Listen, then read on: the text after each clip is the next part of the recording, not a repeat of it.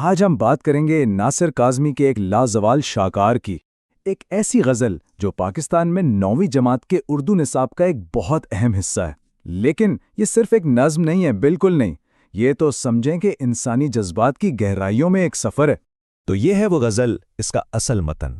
ہماری کوشش یہ ہوگی کہ اس متن کی بنیاد پر ان گہرے اور سوچنا پر مجبور کرنے والے سوالات کو سمجھیں جو ناصر کاظمی نے ہر شعر میں اٹھائے ہیں۔ چلیں پھر اس کے معنی کی تلاش کا یہ سفر شروع کرتے ہیں۔ تو ہم اس گفتگو کو کیسے آگے بڑھائیں گے؟ سب سے پہلے ناصر کاظمی کے اس شاہکار کا ایک تعارف، پھر غزل کا وہ پہلا اور بنیادی سوال، غم یا خوشی۔ اس کے بعد ہم دیکھیں گے متضاد استعاروں کا ایک دلچسپ سفر، پھر بات ہوگی تو کے تصور پر کہ وہ زندگی کا محور کیسے ہے، اور آخر میں ہم اس غزل کے مرکزی خیال کو سمیٹیں گے۔ تو سب سے پہلے شاعر کی بات کرتے ہیں۔ ناصر کاظمی، اردو شاعری کا وہ نام جو اپنی سادگی میں گہرائی اور ابہام کے لیے جانے جاتے ہیں، اور یہ غزل، یہ تو اس کی بہترین مثال ہے۔ یہاں وہ ایک ایسے محبوب کو سمجھنے کی کوشش کر رہے ہیں جو سب کچھ بھی ہے اور اس کی ضد بھی۔ اچھا، اس سے پہلے کہ ہم غزل میں مزید گہرائی میں جائیں، ایک لمحے کے لیے سمجھنا ضروری ہے کہ غزل کی صنف ہے کیا۔ دیکھیے، غزل کا ہر شعر اپنی جگہ ایک مکمل دنیا ہوتا ہے، لیکن یہ سارے شعر ایک ہی احساس کی لڑی میں پروئے ہوتے ہیں۔ ایک ایسی صنف ہے جو کم لفظوں میں بہت کچھ کہنے کا ہنر سکھاتی ہے۔ اب آتے ہیں غزل کے پہلے شعر پر، جسے مطلع کہتے ہیں، اور مطلع کو سمجھنا بہت ضروری ہے کیونکہ یہ غزل کی کنجی کی طرح ہوتا ہے۔ یہی وہ شعر ہے جو پوری غزل کی فضا بناتا ہے، اس کے بنیادی تضاد اور کشمکش کی بنیاد رکھتا ہے۔ ذرا اس شعر کے الفاظ کو دیکھیے۔ شاعر ایک بنیادی سوال سے آغاز کرتے ہیں، غم ہے یا خوشی ہے تو؟ اور یہ سوال ہی جیسے پوری غزل کی روح ہے، لیکن جواب کا انتظار کیے بغیر ہی وہ ایک حتمی، ایک بہت بڑا فیصلہ سنا دیتے ہیں، میری زندگی ہے تو۔ تو یہاں اصل نکتہ کیا ہے؟ یہ کہ محبوب کی موجودگی خوشی لائے یا غم، اس سے فرق نہیں پڑتا۔ اہم بات یہ ہے کہ وہ شاعر کی زندگی کا مرکز ہے۔ یہ محبت کی اس گہری نفسیات کو دکھاتا ہے جہاں شدید جذبات، چاہے وہ خوشی کے ہوں یا غم کے، ایک ہی رشتے کا حصہ بن جاتے ہیں۔ شاعر یہاں خوشی یا غم میں سے کسی ایک کا انتخاب نہیں کر رہے، بلکہ وہ اس پوری کیفیت کو ہی زندگی کا نام دے رہے ہیں۔ چلیں اب اگلے اشعار کی طرف بڑھتے ہیں اور دیکھتے ہیں کہ یہ خیال کیسے آگے بڑھتا ہے۔ ناصر کاظمی یہاں متضاد استعاروں کا ایک ایسا جال بنتے ہیں جس سے محبوب کی پراسرار فطرت مزید واضح ہوتی ہے۔ یہاں کا تضاد بہت خوبصورت ہے۔ شاعر خود کو خزاں کی ایک اداس شام کہہ رہے ہیں، ایک ایسی شام جو ختم ہونے والی ہے، ویران ہے، اور اس کے بالکل مقابلے میں محبوب کو بہار کا موسم قرار دیتے ہیں، جو تازگی، زندگی اور امید کی علامت ہے۔ اور پھر یہ تضاد اور بھی گہرا ہو جاتا ہے۔ محبوب ایک طرف تو شاعر کی تاریک رات میں روشنی کا چراغ ہے، امید کی ایک کرن، لیکن دوسری طرف وہی محبوب شاعر کی نیند بھی ہے، یعنی سکون، آرام اور شاید بے خبری کی علامت بھی۔ سوچنے کی بات ہے کہ روشنی اور اندھیرا دونوں کا سرچشمہ وہی ایک وجود ہے۔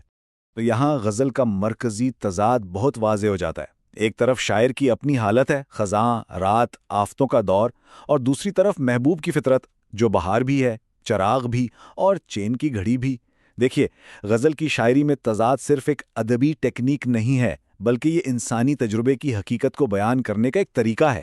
زندگی خود ان تضادات سے بھری ہوئی ہے، اور ناصر کاظمی اسی حقیقت کو محبوب کے وجود میں مجسم کر رہے ہیں۔ وہ کہتے ہیں، میری رات کا چراغ، میری نیند بھی ہے تو۔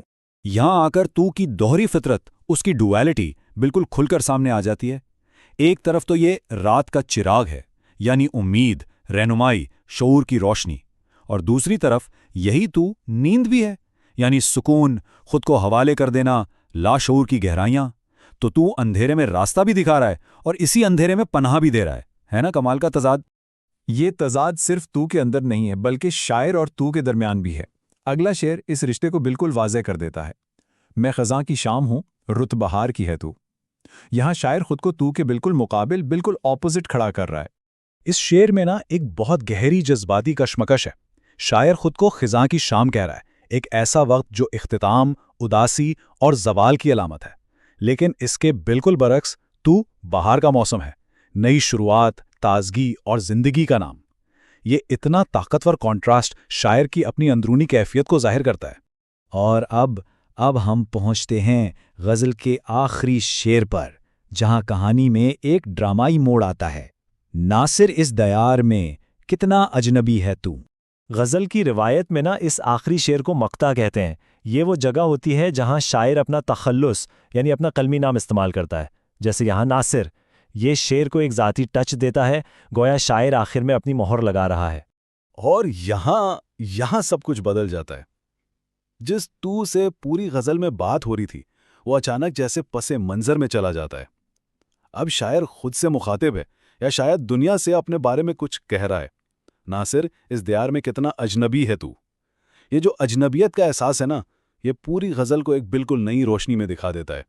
تو آخر میں سوال پھر وہیں آ کھڑا ہوتا ہے، یہ تو کون ہے؟ غزل ہمیں کوئی ایک سیدھا سادہ جواب نہیں دیتی، اور شاید یہی اس کا اصل جواب ہے۔ ناصر کاظمی ہمیں یہ دکھا رہے ہیں کہ زندگی کی سب سے قیمتی حقیقتیں، چاہے وہ محبت ہو، ایمان ہو یا خود زندگی ہو، وہ دو رنگی ہوتی ہیں۔ وہ ایک ہی وقت میں غم بھی ہیں اور خوشی بھی، روشنی بھی ہیں اور تاریکی بھی۔ غزل کا مرکزی خیال یہی ہے کہ زندگی کے گہرے ترین احساسات جیسے محبت، شناخت، وجود، یہ اتنے سادے نہیں ہوتے کہ انہیں کسی ایک لیبل میں بند کر دیا جائے۔ یہ ایک پیچیدہ حسن کی حالت میں موجود رہتے ہیں، اور یہ خیال صرف محبت تک محدود نہیں بلکہ یہ وجودیت کے فلسفے سے بھی جا ملتا ہے، جہاں انسان کی شناخت کوئی پہلے سے طے شدہ چیز نہیں ہوتی بلکہ وہ متضاد تجربات اور رشتوں کے ذریعے مسلسل تشکیل پاتی رہتی ہے۔ تو آخر میں یہ غزل صرف ایک نظم نہیں بلکہ زندگی کو دیکھنے کا ایک نیا زاویہ ہے۔ یہ ہمیں سکھاتی ہے کہ زندگی کی خوبصورتی شاید جوابات میں نہیں بلکہ ان سوالات کے ساتھ جینے میں ہے جو ہمیں مسلسل اپنی اور کائنات کی حقیقت پر غور کرنے پر مجبور کرتے ہیں۔ تو سوال یہ ہے کہ کیا ہم اپنی زندگی کے تضادات کو صرف سمجھنے کے بجائے انہیں پوری طرح محسوس کرنے کے لیے تیار ہیں؟ غزل کا